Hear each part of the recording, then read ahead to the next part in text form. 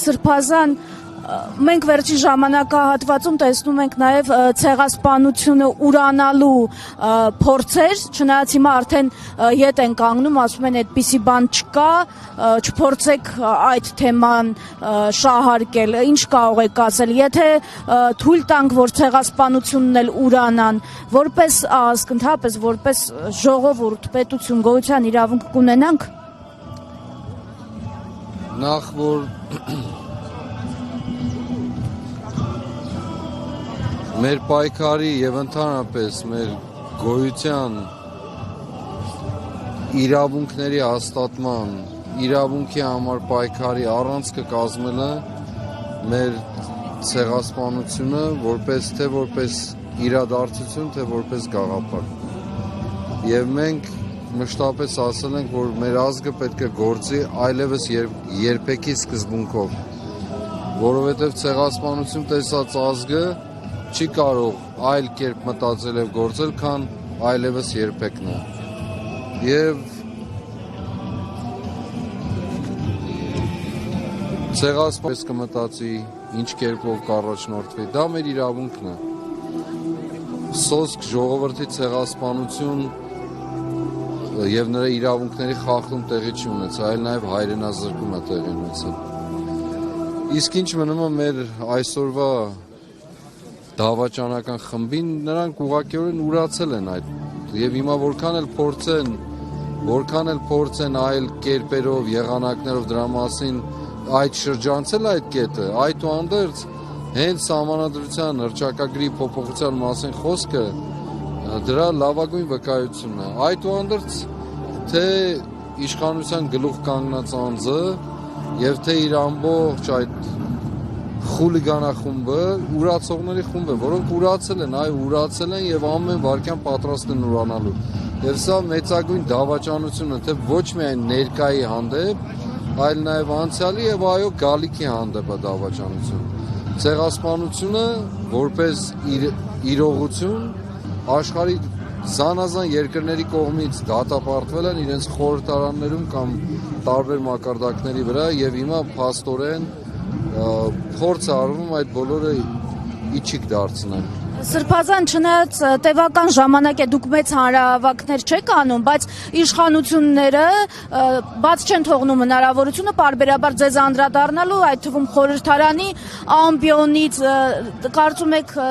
ինչու է այդպես, որովհետև ձեզ հաջողվել էր անել այն, ինչ տարիներ շարունակ հավաքական ընդդիմությունը չէր կարողանում անել, գուցե դա չեն կարողանում մոռանալ, այնուամենայնիվ դուք այս հրապարակը այնպես էիք լցրել, որ մարդիկ վախեցել էին։ Անի ջան, իրենք ոչ միայն խորհրդարանի ամբիոնից կամ այլ վայրերից, այլև ամենօրյա դրությամբ իրենք ուղղակիորեն բառից բուն իմաստով վախի մեջ են։ Հաշվի առնելով այն հանգամանքը, թե քանի մեքենաներով, հսկողություններով, այսպես կոչված օպերներով մեր յուրաքանչյուր քայլը, անկախ նրանից թե դա մի մետր տարածություն է, թե ինչ որտեղ այցելություն։ Իրենք անընդհատ փորձում են այդ ճանապարհով իրենց պատկերացումներով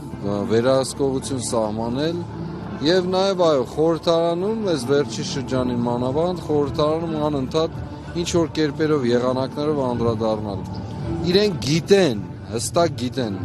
որ իրենց ես ու մեր ժողովրդի զավակները հեռացնելու ենք, որովհետև իրենք ուրացող են, որովհետև իրենք դավաճան են, որովհետև իրենք մեր երկրում անելիք չունեն, այս երկիրը իրենց չի ոչ էլ արժեքները։ Սրբազան իշխանությունների հետ ամեն ինչ պարզ է, հա, նրանց մասին դժգոհություններ բազմիցս են լսել։ Ինչ ծրագրեր ունի ընդդիմությունը, արդյոք առաջին կամ սպասվելու են էլի գործողություններ, ի վերջո վերջերս խորհրդանական ընդդիմադիր մի ֆրակցիայի կողմից շրջանառության մեջ դրվեց կրկին իմպիչմենթի այդ գաղափարը, արդեն բացահայտ։ Երեք նախ ուզում եմ անդրադառնալ Անի հարցից բխեցնելով, երեք ընդամենը խոսվեց ցեղասպանության քրեականացնելու մասին օրենքի նախագծի կամ օրենքի մեջ փոփոխություններ անելու մասին նախագծի վերաբերյալ եւ տեսակ թե ինչպիսի ցնցումների մեջ էին ընկել մարդիկ եւ սա խոսում է այն մասին, որ սա շատ իրական պատկեր է, որ իրենք ուղղակիորեն թելադրված են իրենց տերերի կողմից, հատկապես թուրք ադրբեջանական թշնամական տերերի մեր ժողովրդի հանդեպ թշնամական իրենց տերերի կողմից ուղղակի յուրաքանչյուր քայլը փորձել կասեցնել կամ խանգարել եւ թույլ չտալ որպեսզի նմանատիպ որևէ նախաձեռնություն կյանքի կոչվի եւ սա լավագույն վկայություն հիմա անվստահության գործընթացի հետ կապված, որտեղ ժամանակին դուք էլ այստեղից հայտարարեցիք, ինչ եղավ ի վերջո, որ չեղավ։ Եվ ճիշտ է, արդյոք որ իշխան Զաքարյանը պատրաստ էր ստորագրել, բայց վարչապետի թեկնածու չկար։ Ասած հիմա երկար պատմություն է դա, ետ մտնելու մանրամասների մեջ։ Ես միայն կարող եմ ասել, որ անվստահություն հայտնելու գաղափարը մշտապես եղել է եւ մնում է օրակարգում։ Անվստահություն հայտնելու համար պետք են եւ դուրսը, այսինքն փողոցը եւ խորհրդարանը զուգահեռ միաժամանակ Դրսում լինելու են գործընթացը։ այո, ամեն ինչ լինելու։ Ավելին քան նախորդ տարի մայիսին էին դրսում։ Ժամանակ գործելու։ Նախորդ տարի իր խնդիրներն ուներ Անիջան։ Որն էր այդ խնդիրը, այսինքն ինչու ի վերջո այդ անվստահության գործընթացը տապալվեց։ Անվստահության գործընթաց չի էլ սկսվել։ Մենք փորձել ենք նախաձեռնենք հասցնելու տեղ, ստացել ենք այն, ինչ որ ստացել ենք։ Հիմա այո, այդտեղ առանցքային դերակատարություններ, տեխնացուի գաղափարը եւ այլն։ Հիմա Վարչապետի այս պահին դրա մասին եկեք չխոսենք։ Քրիստինեն հարցը տվել ուղղակիորեն, թե ինչ է տեղի ունենում, ես ուղղակի ասում եմ անվստահության գաղափարը մշտապես արկա ներկա օրակարգի մնայուն հարց է։ Փողոցը եւ խորհրդարանը միասին պիտի գործեն։ Եվ սա ուղղակիորեն տեղի պիտի ունենա եւ կունենա։ Բայց այս պայմաններում այդ համագործակցությունը հնարավոր է, քանի որ տեսնում ենք, որ ընդդիմության ներսում էլ ամեն ինչ այնքան հարց չէ, մասնապես երկու նախագահների միջև փոխհրացությունները։ Ես չեմ կարծում, որ հայրենիքի ազատագրության գաղափարը որևէ կերպով ստորակա է որևէ այլ հարցից, բոլորի մոտ։ Եվ հետևաբար այդ գերակա գաղափարը, գերարժեք, գերակա գաղափարը ինքն իրենով ճանապարհը հարթելու է եւ մեզ մնում է միայն ճիշտ գործողությունները կատարել, որն էլ կլինի։ Քանի քաղաքացի է մասնակցել, կա վիճակագրություն չէ վստահում է այս ակցիային։ Վերջին տվյալով ինչ որ մեր երիտասարդները ասեցին, նախ տուփը երբ որ բացել են հաշվել են, այդ ժամանակ արդեն 10,000-ից ավել էր, բայց վերջին տվյալները մոտավորապես կարծեմ վերջին էս մի քանի օր առաջ, մի շաբաթ առաջվա 18,000-ի մասն էր խոսքը մոտավորապես։ Ճիշտ չեմ կարող ասել, բայց այդպես է։ Սա ավելի շատ բարոյական քայլ է, իրավական ինչ գործընթացի կարող է։ Իրավական գործընթաց ինքը չունի, սակայն հնարավորությունը տրված մարդկանց ֆիզիկապես փողոցում իրենց կամքը ուղղակիորեն արտահայտել, որպեսզի չլինի որ խոսակցություններ են, պարզապես ասենք լրատվամիջոցների կողմից համապատասխան կերպով սարքված տեսանյութեր են եւ այն ուղղակի ֆիզիկապես վկայելու, փաստելու,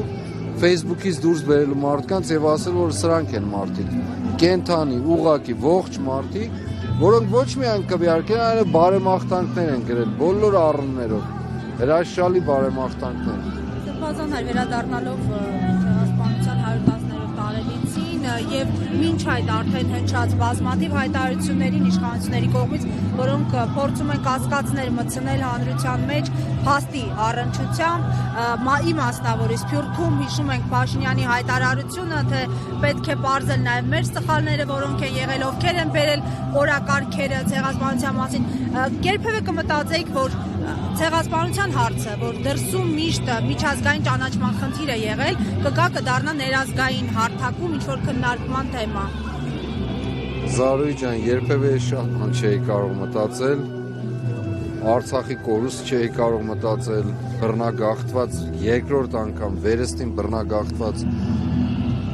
եւ հայրենազրկված հայ ժողովուրդ չէի կարող մտածել, այսքան ատելություն չէի կարող մտածել, այսքան թշնամություն, պառակտում չէի կարող մտածել,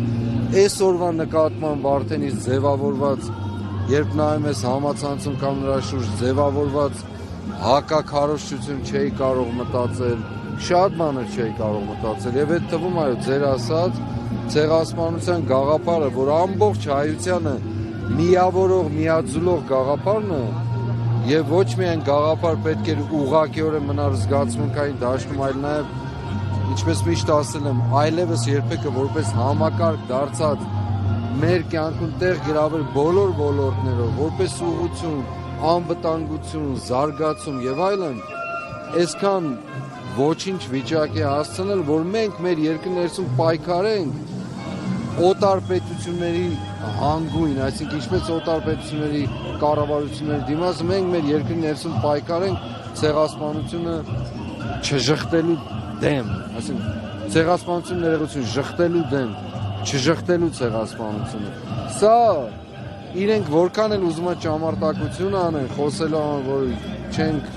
չենք ուրանում, չենք ժխտում, փաստերը ուրիշ բանի մասին են խոսում։ Քիչ առաջ դուք մեջ բերեցիք այդ Շվեյցարիայում հայտարարություն, Նյու Յորքում հայտարարություն, իրական Հայաստանի մասին այդ դատարկաբանությունը, սահմանադրությունը փոխելու գաղափարը, այս ամեն ինչը ինչի մասին են խոսում։ Պարզապես նեղն ընկնած լինելու եւ փորձելու ասել, որ չէ, մենք չենք ուրանում, պարզապես գործնականորեն վերացնում ենք։ Լավ, Սփյուռքը ինչու միասնական դիրքորոշում չունի այս հարցում։ Դե Սփյուռքն էլ այդ պտուղն է, ինչ որ մեր ժամանակներն են։ Քիչ առաջ որ խոսում էի ատելության, թշնամության, Սփյուռքն էլ է պառակտվել։ Սփյուռքն էլ է բաժան եղել, Սփյուռքն էլ է հարվածվել։ Մի մոռացեք, Սփյուռքում մեր հայրենակիցների ոտքի տակ հող չկա, պինդ, ամուր։ Մարդիկ որոշակի արժեքներով են կապված, բայց նաև կապված են հայաստանյան իրականության հետ։ Մեր իրականությունը հայելացումն է, արտացոլվում է Սփյուռքում նաև, սփյուռքյան կյանքի վրա։ Մենք շփվում ենք, գիտենք մարդիկ ինչպես են մտածում կամ ապրում։ Ոնց են մտել սփյուռքյան մեր հայրենակիցների ընտանիքներն ու օջախները, ինչպես Հայաստանում այնտեղ կրկնակի է զգալի դա, որովհետև այսպես ասած թիկունք չկա, ոտքի տակ հող չկա։ Այն մեր ունեցած հարևանությունն ու դրացիությունը կամ մեկս մյուսին ավելի մոտ լինելու գաղափարը այնտեղ գոյություն չունի։ Համայնքային կյանքով է պայմանավորված, համայնքային կյանքն էլ երբ որ աղճատված լինի, նշանակում է ամեն ինչ քայքայված է։ Հետևաբար, այս մարդկանց հենց դա եմ ասում, բոլոր ուղղություններով վերած աղետն է։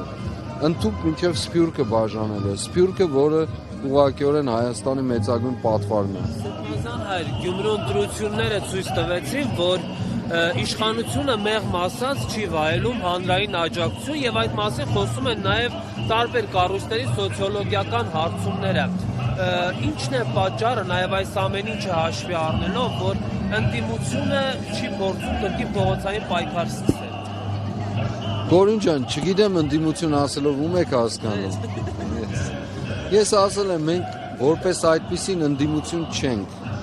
Եվ ես չեմ կարծում, որ զուտ դասական քաղաքագիտական իմաստով նկարագրելով ընդդիմությունը մենք այսօր այդ կարգավիճակում ենք գտնվում։ Մենք այդ շարժումը, մեր շարժումը կոնկրետ գործողությունների ծրագրով, պատրաստությամբ